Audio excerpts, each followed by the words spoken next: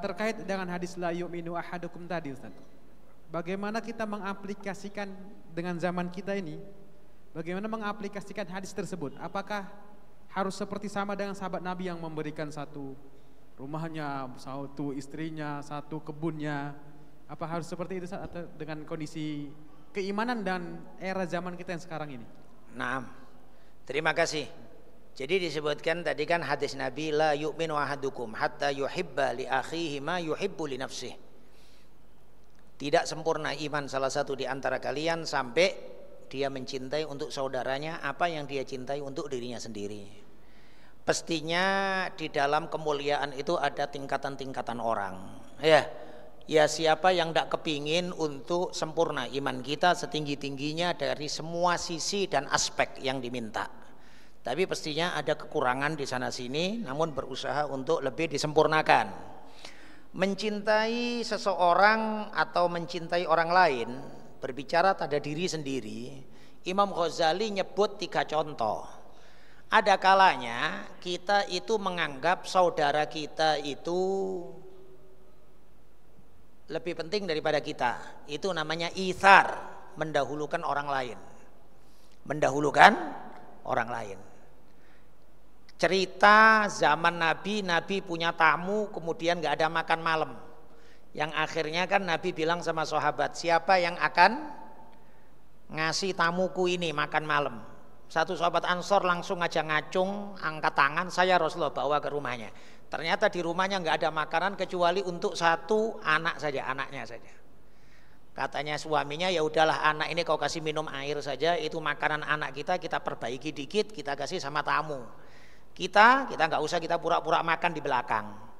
Ya betul. Akhirnya dikasihlah sama tamu ini makanan satu, kemudian si belakang pura-pura kletek makan kayak gitu ya. Nah, sehingga tamunya nyaman. Oh, berarti makanlah dia sama istrinya, ada makan dia. Oh, tidur. Sholat subuh bareng ke Nabi, Nabi tersenyum. Nabi dikasih wahyu oleh Allah. Kemudian Nabi bersabda, "Innallaha yadhak min suni'ikum al-barihah." Allah tertawa melihat perbuatan kalian berdua tadi malam katanya. Kemudian Allah nurunkan ayat wa yu'thiruna ala anfusihim walau kana bihim khasasah. Ya, wa yu'thiruna ala anfusihim, mereka mendahulukan orang lain. Padahal mereka dalam keadaan fakir, mereka dalam keadaan miskin, mereka dalam keadaan lapar, tapi mendahulukan orang lain. Cerita masyhur di kalangan sahabat, ya. Ada beberapa sahabat yang kemudian dalam peperangan sudah nazak sakaratul maut, dibawakan minuman.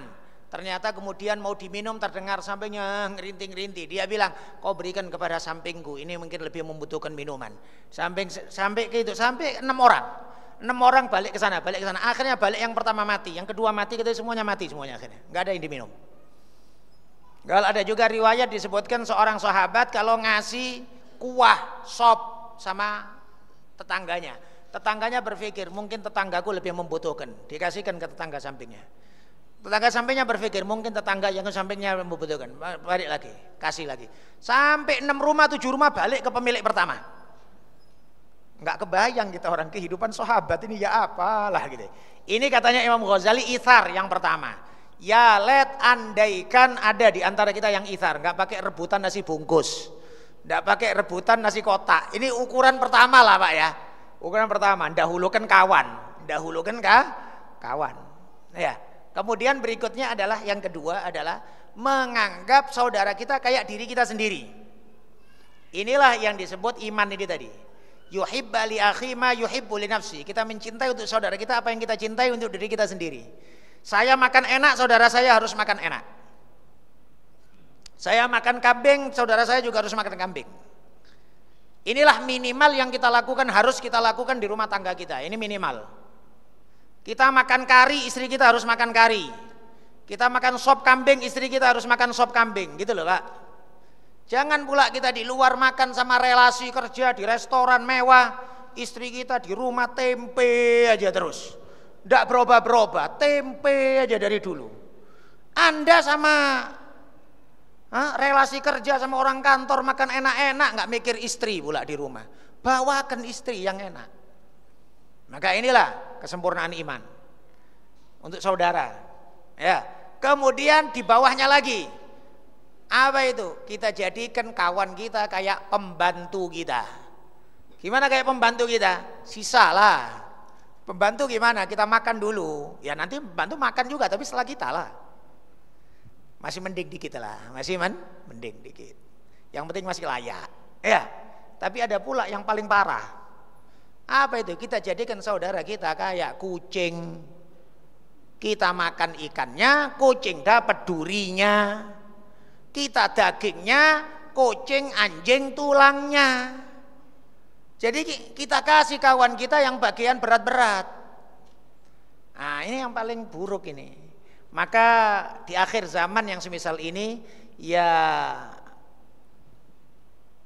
saya sulit sih untuk membayangkan bisa sampai ke makom sahabat, itu sulit sih ya.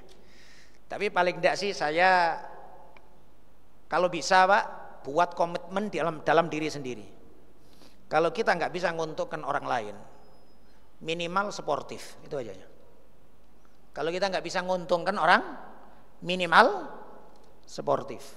Udah, jangan ngurugikan orang. Kadang ada Pak, rombongan pergi ke Pekanbaru.